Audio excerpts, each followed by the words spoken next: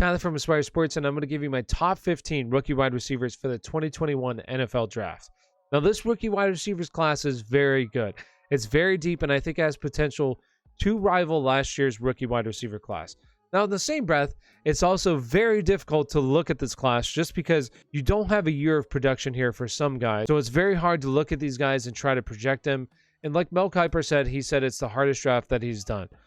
But with that in mind, it does have a lot of very talented wide receivers that I think have a chance to be NFL starters and make a name for themselves in this league. Also, this is being released before the combine. Now, there's no official combine. There's a simulation being held by Exos that's going to basically take the top talents. I don't know who all is going to be there, and they're going to test them just like the combine will.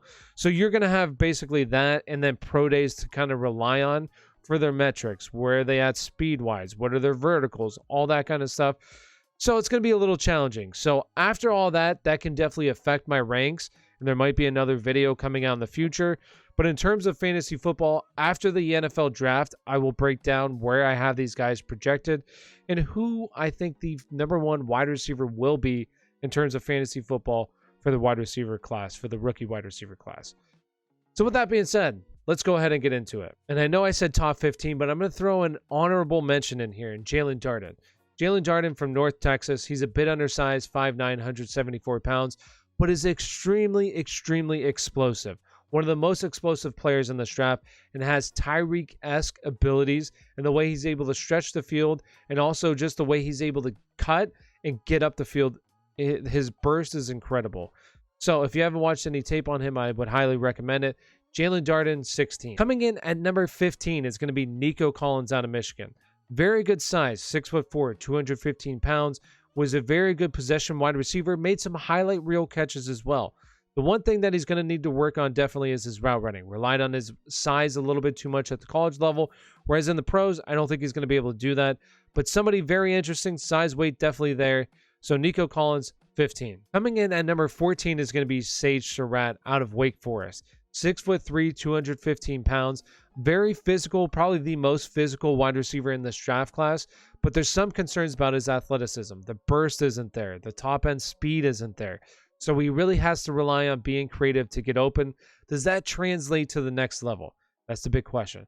Sage Sharat, number 14. Coming in at number 13 for me is going to be Diamy Brown. I think there's a lot of potential here with Diamy Brown.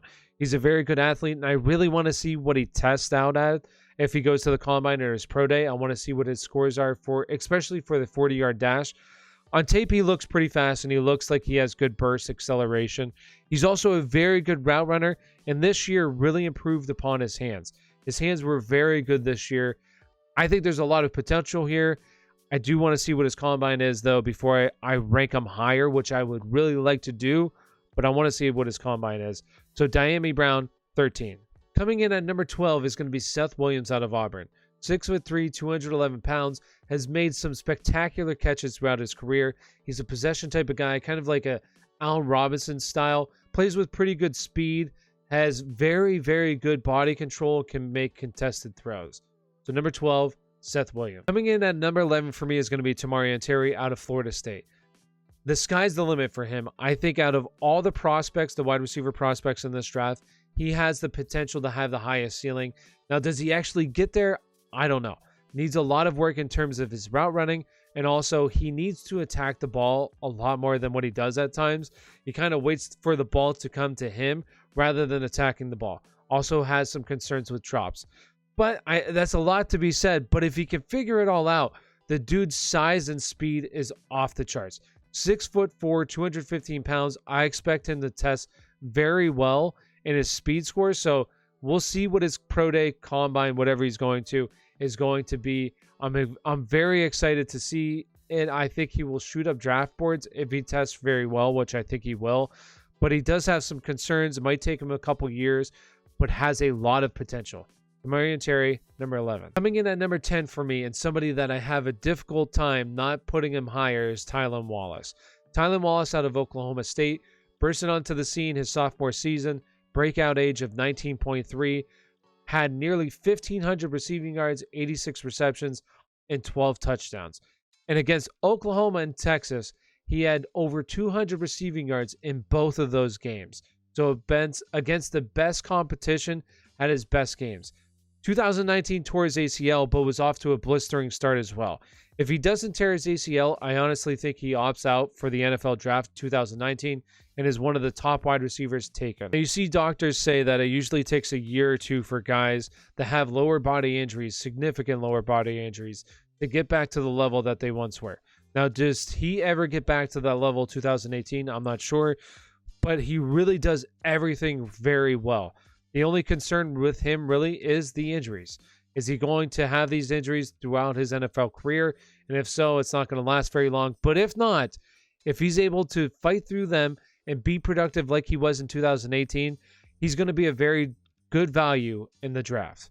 Tylen Wallace, number 10. Coming in at number 9 is going to be Rondell Moore out of Purdue. Now, some people might think this is a little bit too low, and I'll take it, right? But to me, Rondell Moore is an incredible athlete, one of the best athletes in this draft. It's just, where is he going to fit with an NFL team? Because we don't see a whole lot of routes out of him. We see a whole lot of screens, routes right around the line of scrimmage. His A-dot this year was behind the line of scrimmage at one point. In 2018, his breakout year, when he broke onto the scene, nearly 80% of his yards came after the catch. Now, that's great for yards after the catch, but in terms of the NFL, that's not going to happen. You have guys who are bigger, faster, stronger, much better tacklers than at the collegiate level. So for him to do that, I just don't see it. But I think a very smart offense coordinator is going to get him the ball in space, but I just feel like it's not going to be as prolific as his college career.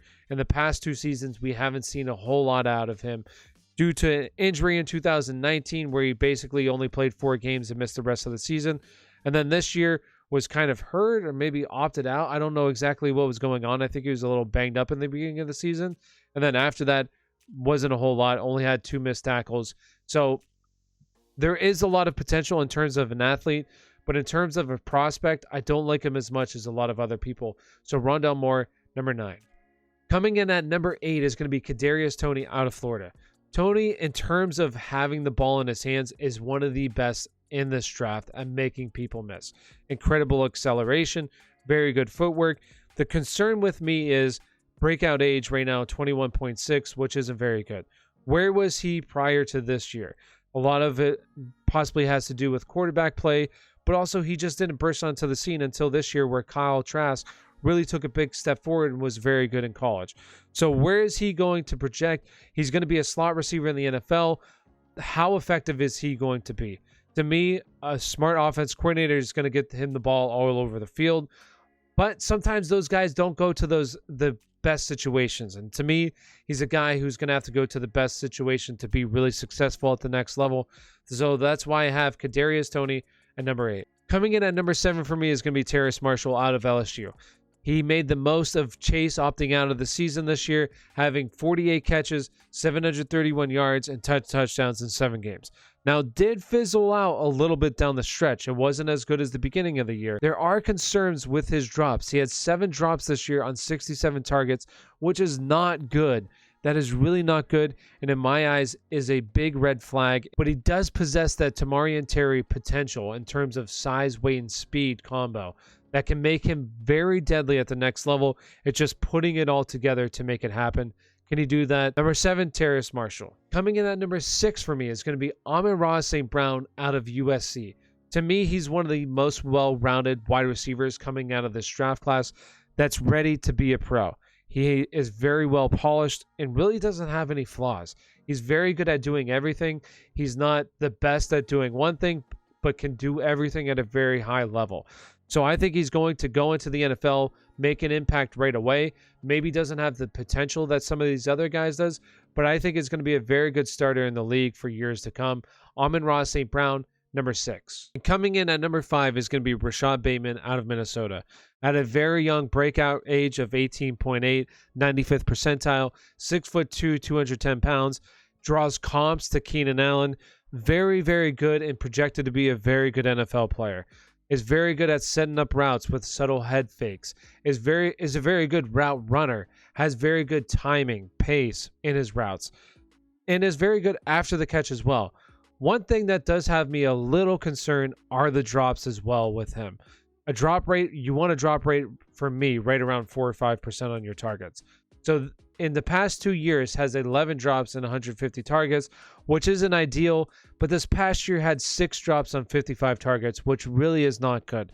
So hopefully this year was kind of an outlier because last year was 5 on 95 targets. So hopefully it was more of an outlier season. Rashod Bateman, number 5. Coming in at number 4 for me is going to be Elijah Moore out of Ole Miss. Elijah Moore to me is one of the most ready NFL wide receivers of this draft class as well. Elijah Moore in college, his freshman year, had nearly 400 yards as a freshman with the likes of A.J. Brown, DK Metcalf at wide receiver. The following year had a pretty good season as well, 67 catches, 850 yards. But then this year is when he fully put the world on notice with 86 catches, 1,193 yards, and 8 touchdowns in 8 games. Had over 220 receiving yards in 3 games this season. Caught 10 balls in all of the games but 1. So the dude is incredible. I think he's one of the best, if not the best route runners in college right now. Is very good at setting up his routes. He has very good timing, very good speed, very good acceleration. One thing that I do want to see is where he tests out in terms of his 40-yard dash, his speed score, all of that. I do want to see where he tests out. Also, he is a little bit undersized. So Elijah Moore, number 4 for me. Coming in at number 3 for me is going to be Jaylen Waddle out of Alabama. 3, 2, 1. Coming in at number 3 for me is going to be Jaylen Waddle out of Alabama. Now, the top 3 guys, in my opinion, are kind of consensus top 3. I think that you can move them around however you like. So Chase, Smith, Waddle. For me, Waddle's number 3 has incredible speed. One of the most deadly wide receivers in the NFL with the ball in his hands, is going to be a very good return specialist at the next level. One concern is his route running. If he can definitely improve upon that, the sky's the limit for the kid.